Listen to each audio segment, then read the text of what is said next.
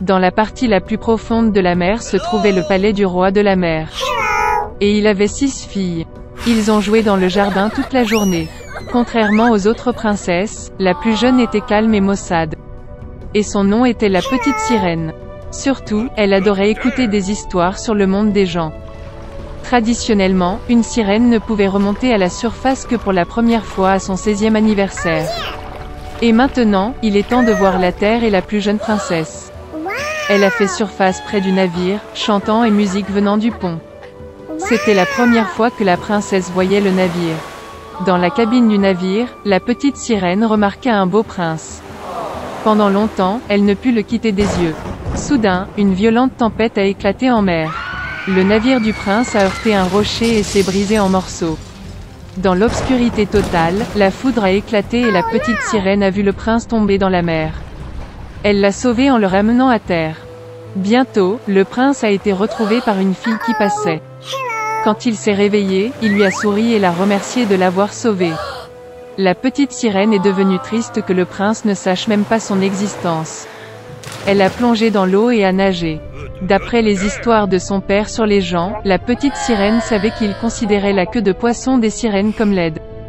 Par conséquent, pour plaire à une personne, il fallait acquérir 2 jambes. Le lendemain, la petite sirène est allée voir la sorcière des mers. La sorcière accepta de lui faire une potion qui transformerait la queue de poisson en une paire de jambes minces. La démarche de la princesse serait gracieuse, mais chaque pas qu'elle ferait lui apporterait une douleur insupportable. Et si le prince en épousait un autre, la petite sirène se transformerait en écume de mer. En retour, la sorcière a souhaité prendre sa merveilleuse voix de la jeune fille. La princesse était prête à tout pour être proche du prince, et elle accepta. Après avoir navigué vers le palais princier de nuit, la petite sirène a bu une boisson magique. Une vive douleur la traversa et elle s'évanouit. Se réveillant dans l'après-midi, la jeune fille a vu le prince devant elle, et baissant les yeux, a trouvé 2 pattes au lieu d'une queue de poisson. Le prince a essayé de savoir qui elle était et comment elle est arrivée ici, mais la petite sirène ne pouvait pas parler. Malgré sa démarche aérienne et sa belle danse, elle ressentait une douleur terrible dans ses jambes. Le prince s'attacha de plus en plus à la petite sirène, mais la traita toujours comme une petite fille douce. Il ne lui est jamais venu à l'esprit de faire d'elle sa femme. Une fois que le prince a admis que son cœur est occupé par celui qui l'a sauvé il y a longtemps sur le rivage, ils vont se marier. La petite sirène était très bouleversée, mais ne pouvait pas lui dire la vérité. Au moment du mariage, le prince a invité la petite sirène à accompagner les jeunes mariés en voyage de noces.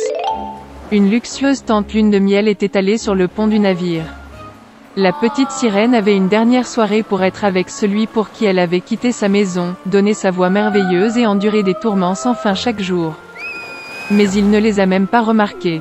Quand le silence tomba sur le bateau, la petite sirène s'assit sur le pont et attendit les premiers rayons du soleil. Soudain, près du navire, elle remarqua ses sœurs. Ils ont demandé en larmes à la sorcière d'aider à sauver la princesse de la mort. La sorcière leur a donné un couteau tranchant, avec lequel la petite sirène devait percer le cœur du prince. Une goutte de son sang transformerait ses jambes en queue et elle pourrait retourner à la mer. La petite sirène a regardé dans la tente et y a vu un couple amoureux endormi. Elle n'a pas trouvé la force de prendre la vie du prince et a jeté le poignard dans la mer. De chagrin, la petite sirène se jeta à l'eau. Mais la gentillesse de la princesse a fait fondre le cœur de la méchante sorcière. La sorcière a annulé son sort et la petite sirène avait à nouveau une queue de poisson au lieu de jambes humaines. Il était une fois un riche marchand qui avait 3 filles. La plus jeune des filles s'appelait Beauty. Les sœurs ne l'aimaient pas car elle était la préférée de tout le monde. Un jour, le père allait se rendre en ville et demanda à ses filles quoi apporter en cadeau. Les sœurs aînées ont demandé des robes et des ornements précieux, et la plus jeune a demandé une rose écarlate, la plus belle du monde. Le marchand est devenu réfléchi, mais a promis qu'il ferait tout son possible pour trouver une telle fleur. Et prenez la route.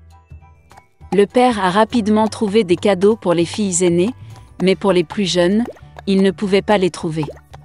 Chaque rose que le marchand rencontrait sur son chemin était plus belle que la précédente. Partout où il regardait. Et puis la route l'a conduit dans une forêt dense.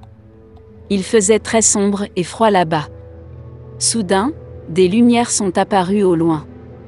En approchant, le marchand aperçut un immense château ancien, tout en or et diamants.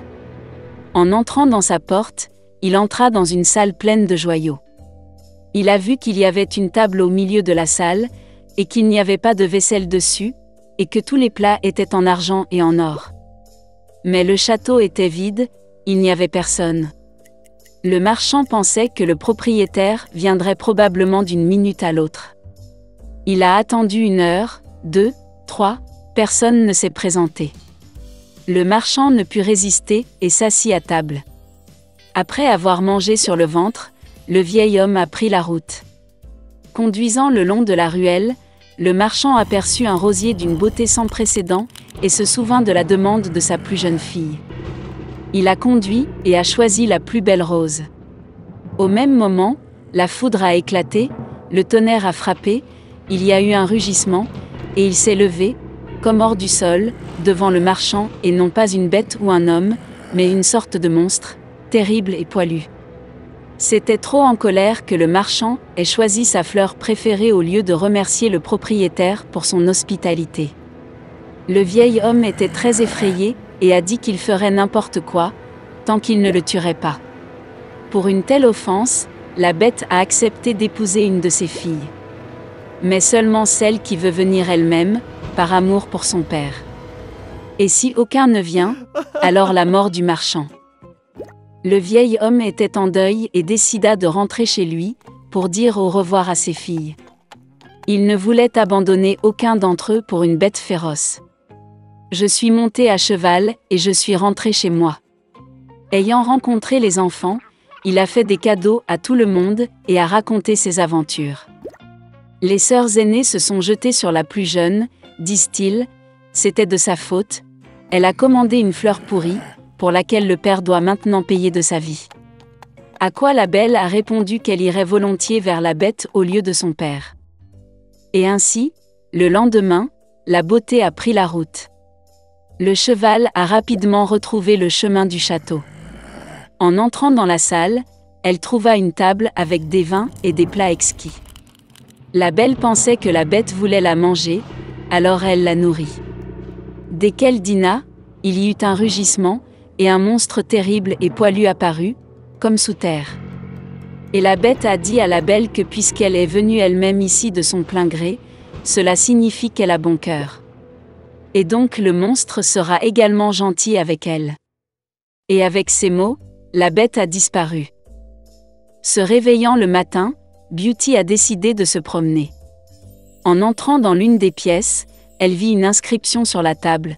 « Tout ce que la belle veut, je le ferai. » La fille pensait qu'après tout, le monstre était gentil et qu'il ne le mangerait probablement pas. Ils ont donc vécu longtemps, la bête a très bien traité la beauté et a comblé tous ses désirs. Un jour, la fille a rêvé que son père était malade. Elle voulait vraiment lui rendre visite. La belle a demandé en larmes à la bête de la laisser partir, et a promis qu'elle reviendrait certainement. Le monstre a répondu qu'elle était libre et qu'elle pouvait revenir quand elle le voulait. Le lendemain, Beauty a enfilé ses vêtements les plus chers et s'est rendue chez son père. Il était très heureux de voir sa fille saine et sauve. Ses sœurs accoururent et virent qu'elle était devenue encore plus belle, et même habillée en reine. Une semaine plus tard, la belle a rêvé que la bête était allongée sur l'herbe dans le parc et mourait. Elle s'est réveillée avec horreur et a décidé de revenir d'urgence et de le guérir. Quand la fille s'est approchée du château, elle a vu le corps sans vie de la bête sur l'herbe. Son cœur se brisait de pitié. La beauté se précipita vers lui avec des larmes et l'embrassa. Et au même moment, la foudre a éclaté, le tonnerre a frappé, tout le château était illuminé d'une lumière vive et de la musique jouait partout. Le monstre disparut, et à sa place le prince le plus charmant gisait sur l'herbe. Il a dit à Beauty que cette fée maléfique l'avait ensorcelée et l'avait transformée en monstre jusqu'à ce qu'une belle jeune fille tombe amoureuse de lui et veuille se marier. La beauté lui tendit la main, et ils allèrent au château. Le lendemain, la belle et le prince se sont mariés, et ont guéri heureux pour toujours. C'est ainsi qu'un bon cœur peut briser un mauvais sort.